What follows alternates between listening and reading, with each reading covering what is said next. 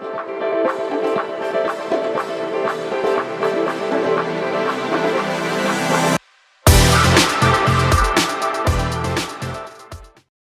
to Nasdaq Trade Talks. I'm Jill Malandrino, Global Markets Reporter at Nasdaq.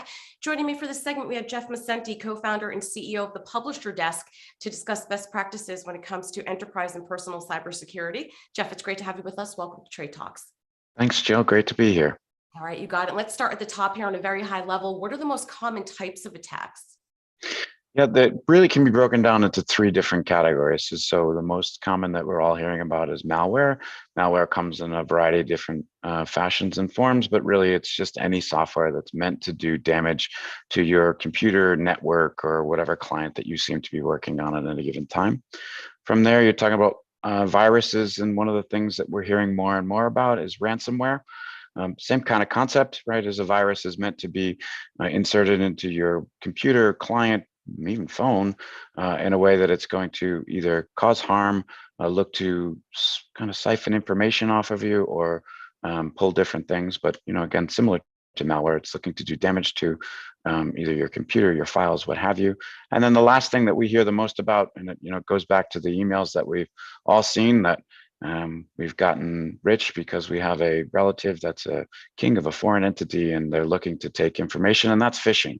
So phishing scams are pretty simple. What they're looking to do is deceive you, seem very realistic, but get you to disclose personal information so that those folks can take more information about you and go from there. They're pretty creative. Phishing scams are things that we all deal with, and you'll get emails, and even folks that are pretty adept in this, or you'll see things, and it's very interesting how that they're very crafty, and you do have to be cautious with those at all times. Yeah, you really do. You also see it on social media and text as well. And it's not just our personal emails. We're also seeing it on an enterprise level. It seems like you can't escape it. So from an enterprise perspective, how can they protect themselves? It really starts with training, and as much as you'd like to think you can put all sorts of systems in place to protect yourself, the biggest thing is to keep educating your employees. We've all moved to an environment where we're more and more working in a remote situation. So making your employees know that they need to be aware of these things no matter where they are, that's the most important thing you can do. I think if you go back to the most common adage, if it looks good, too good to be true, it is. So, starting from there and going forward, making sure that your company has an information security policy, that you're training your employees to make sure that they're understanding these things. And so at least at the highest level, you're continually going back to your employees and telling them best practice so that they can understand not only in your company life, but their personal life as well. What about cybersecurity for remote workers? The biggest thing that any company can do is to encourage their employees to use multi-factor authentications. And I know in a lot of situations for all of us, that can be frustrating, right? Constantly asking employees to change passwords to make sure that they're tied to a cell phone, or they're going to get a message where they're going to get a code where they have to log in. Those things are frustrating. We're all looking at the internet and our devices to be convenient. They do help us to secure our networks and proprietary information. I think in a lot of cases for small businesses, it's working with experts. So, we in my business deal with a lot of folks that relate to their customers or their clients. So when you start to take in client information, it's worth it to spend up to use a CRM that has those tools built into it, so that you're not having to try and figure it out on your own. Trusted partners are always very good to have. And then the other thing is to have a situation where you're either requiring or strongly encouraging employees to use a VPN. A virtual private network is the best way to make sure that you're securing things from point to point. But ahead of that, at the very least, to make sure that you're using these multi-factor authentication that pretty much are common everywhere these days.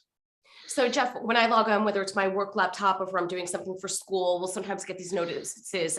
We see that you're logging on from a remote workstation. It'll ask you different types of workstations. Are you sure you want to log in?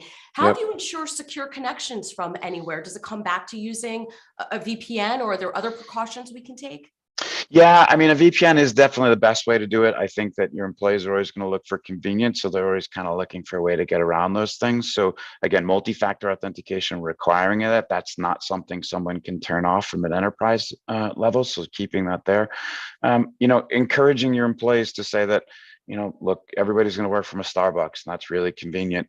that is an open network. So when you're on those things, just being aware that like it's not just you, it's everybody that's around you, and not everybody has great intentions in there. But making sure that, like we say, it's like, look, it's a convenience factor where you don't like to have to update these things. But even if you're telling your employees that like, hey, you're going to update passwords every once a month, or at least once a quarter, you can help your employees by saying like, what's your cadence? Your password doesn't have to change instrumentally every time, but you do need to make sure that you're instrumenting, right? So these passwords are updating. I think the most interesting thing you see today, and again, you might find it to be annoying, is that some devices are saying when you try and select a password, hey, this password has been known to be exposed in the past, don't use it. It's still tempting to use it, right? Because we're all human, it's ingrained, and you can only remember so many things. But when you do see those warnings, they're there for a reason, to protect yourself. And from a company perspective, the biggest thing we can all do is to make sure we're backing up our files, and that we do keep those in a secure location that's not just the cloud, right? Physical storage for a company and sensitive information is still key. And to wrap up here, where does Publisher's Desk fit into the cyber ecosystem? So think of me as a boutique agency. I help my publishers with a variety of factors, from anything from, we have publishers that have outsourced all their technology to us. So they want to be tasked with just saying, hey, we write really great content, we engage our audiences, you take care of our technology. I have others that engage me with lesser things, but in some cases like this, any of them, whether it be cybersecurity, content, SEO, a variety of different services, we're here to help our publishers with best practices. Editors are really good at creating content. Some of these other things are really nuisance things to them. So we're trying to make it so that in any aspect that they've engaged with us, we're giving them best practices. We're trying to kind of watch behind the scenes to make sure that they are following these pieces.